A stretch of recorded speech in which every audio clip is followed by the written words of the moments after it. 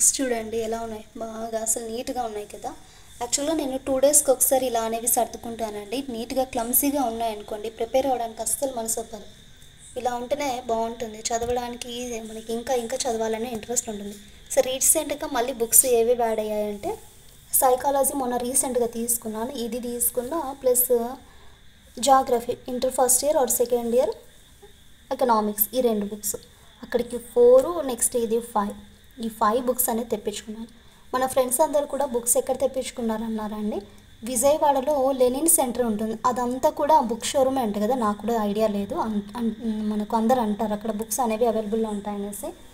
So మీకు ఎవరైనా తెలిసిన వాళ్ళు ఉంటే అక్కడ కాంటాక్ట్ అవ్వండి. వాళ్ళు మనకు ఫ్రీ డెలివరీ కాదు, డోర్ డెలివరీ కూడా చేస్తున్నారంట. అండ్ అనంతపురంలో కూడా ఉందండి. వాళ్ళ యొక్క కాంటాక్ట్ నెంబర్స్ నేను రీసెంట్గా ఉన్న వీడియోస్లో అయితే చేశాను. నెక్స్ట్ అంటే ప్రజెంట్ చేసే వీడియోలో కూడా కామెంట్ బాక్స్లో అయితే పిన్ చేస్తాను, అక్కడ కూడా తెప్పించుకోండి, మీకు హోమ్ డెలివరీ చేస్తారంట. సో చార్జెస్ ఏమో తీసుకుంటారు, నాకు తెలీదండి.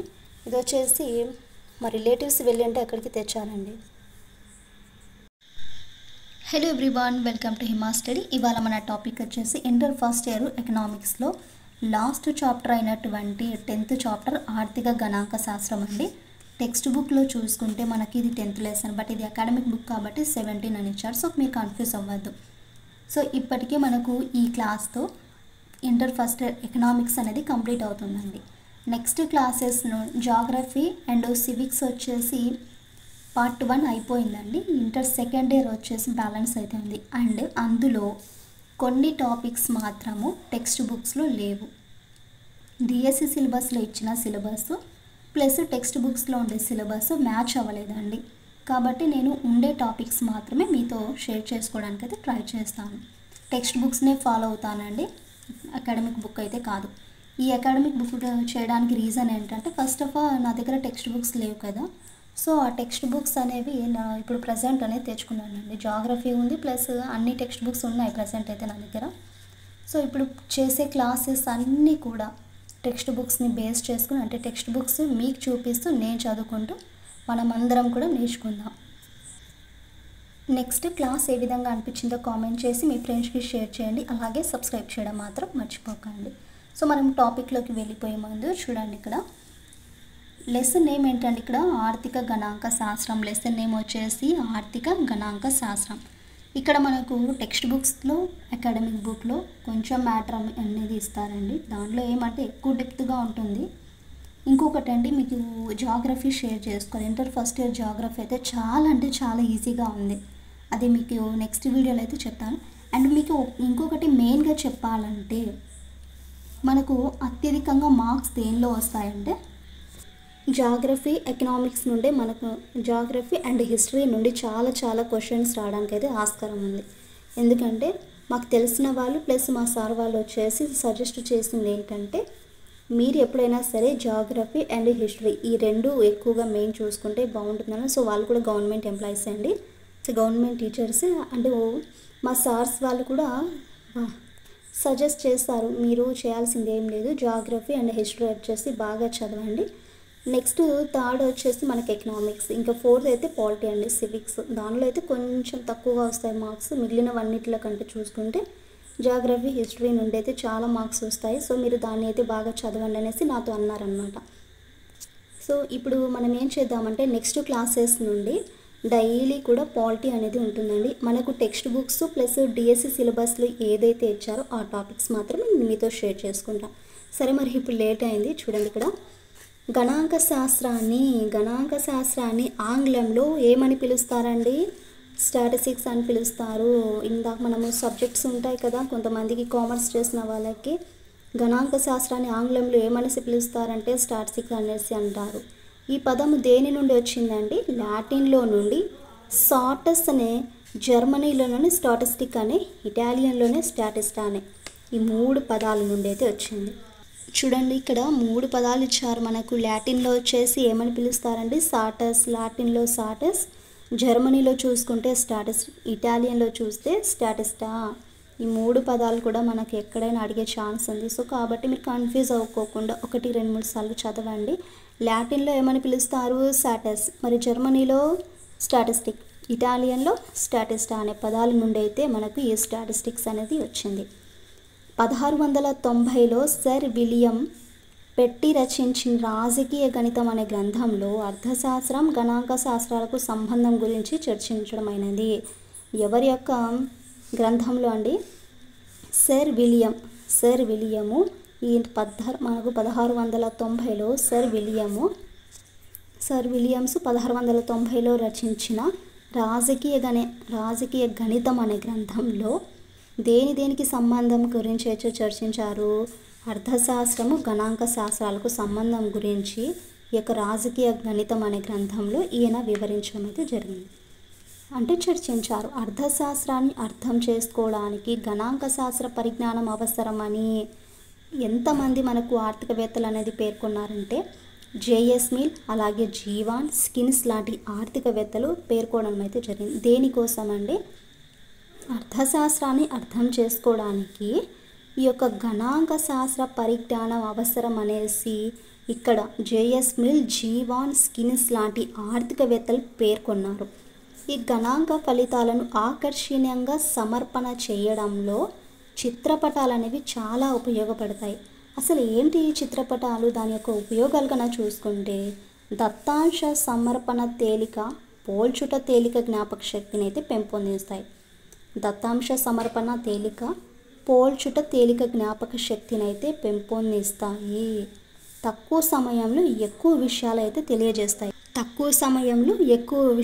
తెలియజేస్తాయి. ఏంటంటే ఇక్కడ దత్తాంశ సమర్పణ తేలిక అలాగే పోల్చుట తేలిక యొక్క జ్ఞాపక శక్తిని అయితే పెంపొందిస్తాయి. ఏక పరిమాణ చిత్రాలు అంటే సాధారణ ఉపవిభజిత బహుళ శాతపు బార్పటాలను ఏక పరిమాణ చిత్రాలు అనేసి అంటారు. సాధారణంగా ఉపవిభాజిత బహుళ శాతపు బార్పటాలు దేని కిందికి వస్తాయంటే ఏక పరిమాణ చిత్రాల కిందికి వస్తాయి. మరి రెండు పరిమాణ చిత్రాలు, ఏక అంటే ఒకటండి, ద్వి అంటే రెండు పరిమాణ చిత్రాలు వచ్చేసి దీర్ఘచతురస్రాలు, చతురస్రాలు, వృత్తాలు. ఇవి దేని కిందికి వస్తాయి? ద్విపరిమాణ చిత్రాలు. బార్ పొడవును మాత్రం లెక్కలోకి తీసుకొని నిర్మించేవే సాధారణ బార్పటాలు. మనకు బార్ పొడవును మాత్రం లెక్కలోకి తీసుకొని నిర్మించేవి సాధారణ బార్పటాలు. దత్తాంశ మార్పులు సులభంగా గమనించేవి శాతపు బార్పటాలు. శాతపు బార్పటాలు ఎలా ఉంటాయంటే దత్తాంశ మార్పులు సులభంగా గమనించేవి శాతపు బార్పటాలు. అవి ఎలా ఉంటాయంటే బార్ యొక్క పొడవును మాత్రం లెక్కలోకి తీసుకొని నిర్మించేవే సాధారణ బార్పటాలు. కేంద్ర స్థాన విలువలు ఎన్ని అంటే 2 రకాలు. కేంద్ర స్థాన విలువలు 2 రకాలు. గణన చేస్తే వచ్చే సగటు ఎంత అంటే అంకమధ్యము, గుణమధ్యము, హరమధ్యం. గణన చేస్తే వచ్చే సగటు ఎంత అండి? అంకమధ్యము, గుణమధ్యము, హరమధ్యమం. స్థాన నిర్ణయ సగటులో వచ్చేసి మధ్యగతము, బహుళకం. అక్కడికి మనకు కొంచెం థియరీ పార్ట్ అయితే కంప్లీట్ అయింది కదా అండి. నెక్స్ట్ కొన్ని ప్రాక్టీస్ బిట్స్ అయితే ఇచ్చారు, వాటిని కూడా ఒకసారి చూద్దామండి. ఒక 10 ఏమో ఉన్నాయి. 10 ఉన్నాయి. గణాంక శాస్త్రాన్ని ఇటాలియన్లో ఏమని పిలుస్తారు? ఇందాక నేను చెప్పాను మీకు గణాంక శాస్త్రాన్ని ఇటాలియన్లో. ఇక్కడ లాటిను మనకు ఏమేమి ఇచ్చారు? కన్ఫ్యూజ్ అవ్వకండి. జర్మనీ అలాగే ఇటాలియన్. లాటిను, జర్మనీ, ఇటాలియన్ ఈ మూడిట్లలో స్టాటిస్టిక్స్ని ఒక 3 రకాలుగా అయితే విభజించారు. ఇక్కడ దేని గురించి ఇచ్చారు? ఇటాలియన్ గురించి ఇచ్చారు. ఏమని పిలుస్తారని ఇచ్చారు. ఫస్ట్ ఆప్షన్ చూడండి. ఇక్కడ స్టాటిస్టా ఇటాలియన్లో ఏమని పిలుస్తారండి? స్టాటిస్టా అనేసి పిలుస్తారు. లాటిన్లో వచ్చేసి సాటాస్. మనకు స్టాటాస్. జర్మనీలో చూసుకుంటే స్టాటిస్టిక్. సో కన్ఫ్యూజ్ అవ్వకుండా చేయాలి, ఓకేనా. సెకండ్ది వచ్చేసి చూడండి, స్టాటిస్టిక్స్ అనే ఏ భాషా పదం ఉందో చెప్పాలి. స్టాటిస్టిక్ ఏ భాషా పదం?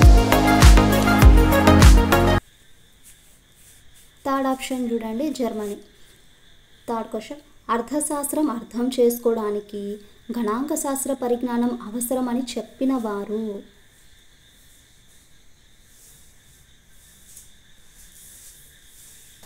ఇక్కడ మీరు చూడండి, చెప్పని వారు అన్నారు, చెప్పిన వారు కాదండి, చెప్పని వారు. సో మనకు ఆపోజిట్గా కనిపించేది జేఎస్ మిల్, జీవాన్స్, కెన్స్ వీళ్ళందరూ కూడా చెప్పారు, కానీ చెప్పని పర్సన్ ఎవరైనా ఉన్నారంటే walker. So 4th option correct అండి, వాకర్. క్రింది వాటిలో ఏకపరిమాణ చిత్రపటం కానిది. ఏకపరిమాణ చిత్రపటం కానిది. క్రింది వాటిలో ఏకపరిమాణ చిత్రపటం కానిది ఏంటంటే థర్డ్ ఆప్షన్ చతురస్రాలు. చతురస్రాలు అనేది కాదు. ఫిఫ్త్ బార్ పొడవును మాత్రమే లెక్కలోకి తీసుకొని నిర్మించేవి. ఒకసారి లెసన్ వింటే మీకే అర్థమవుతుందండి, ఆన్సర్స్ ఈజీగా చేయొచ్చు. బార్ పొడవును మాత్రమే లెక్కలోకి తీసుకొని నిర్ణయించేవి. ఇందాకే చెప్పాను మీకు. సింపుల్. సాధారణ బార్పటం. సాధారణ బార్పటం. సిక్స్త్ క్రింది వాటిలో దత్తాంశ మార్పులు సులభంగా గుర్తించేవి.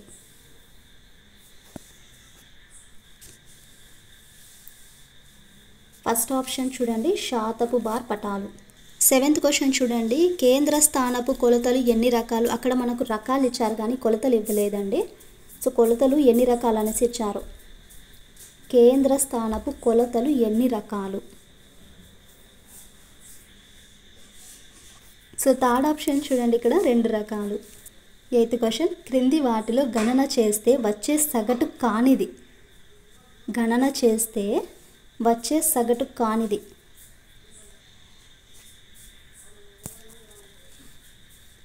Second option మధ్యగతం. నైన్త్, క్రింది వాటిలో స్థాన నిర్ణయ సగటు ఏది. క్రింది వాటిలో స్థాన నిర్ణయ సగటు.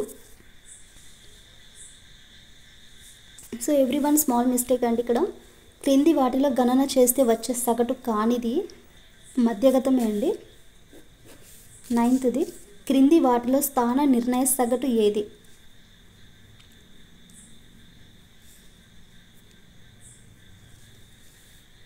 సెకండ్ ఆప్షన్ మధ్యగతం. దీనికి మళ్ళీ మనకు బహుళకం అనేసి కూడా ఉందండి. నెక్స్ట్, క్రింది వాటిలో చిత్రపటాల ఉపయోగం కానిది.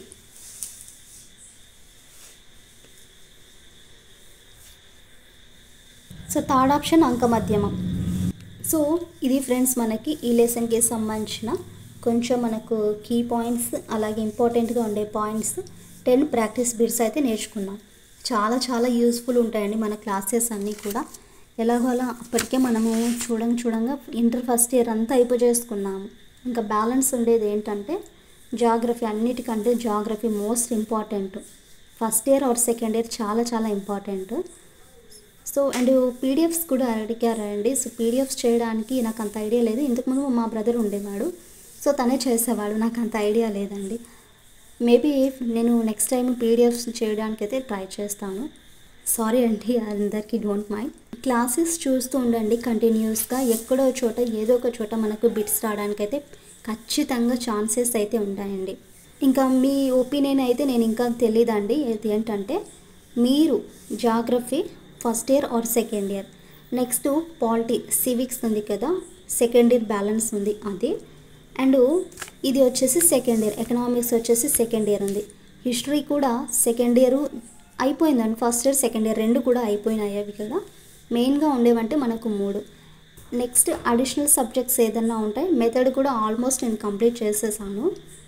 పిఐఈ ప్లస్ సైకాలజీ ఈ 2 బ్యాలెన్స్ ఉన్నాయి. సో మీరు ఏంటంటే నేను పోస్ట్ అనేది చేస్తానండి. మీ ఒపీనియన్ ఏదో నాకు అక్కడ కామెంట్స్లో తెలియజేస్తే నెక్స్ట్ వీడియోస్లో వాటిని అయితే చేయడానికైతే ట్రై చేస్తాను. 1 డే బిఫోర్ నాకు చెప్పేసేయండి. అలాగే రేపు ఇంకొక వీడియో కూడా రాబోతుంది. అదేంటంటే నేను మీకు చెప్పాను కదా, first lesson, second lesson, third lesson, ఎకనామిక్స్లో ఫస్ట్ ఆర్ సెకండ్ థర్డ్ ఆ 3 లెసన్లకి కలిపిన ప్రాక్టీస్ బిట్స్ వీడియో అయితే రాబోతుందండి. రేపు ఏదో ఒక టైంలో ఈవినింగ్ టైంలో మీకు పోస్ట్ చేయడానికైతే ట్రై చేస్తాను. నెక్స్ట్ డే నుండి మిగిలిన చాప్టర్స్ అయితే నేర్చుకుందాం. ఐ హోప్ మీ క్లాస్ నచ్చిందని అనుకుంటున్నానని. మన క్లాసెస్ కన్నా నచ్చితే please do like and share, subscribe to my channel. అలాగే క్లాస్ ఏ విధంగా అనిపించినప్పుడు కామెంట్ చేయండి.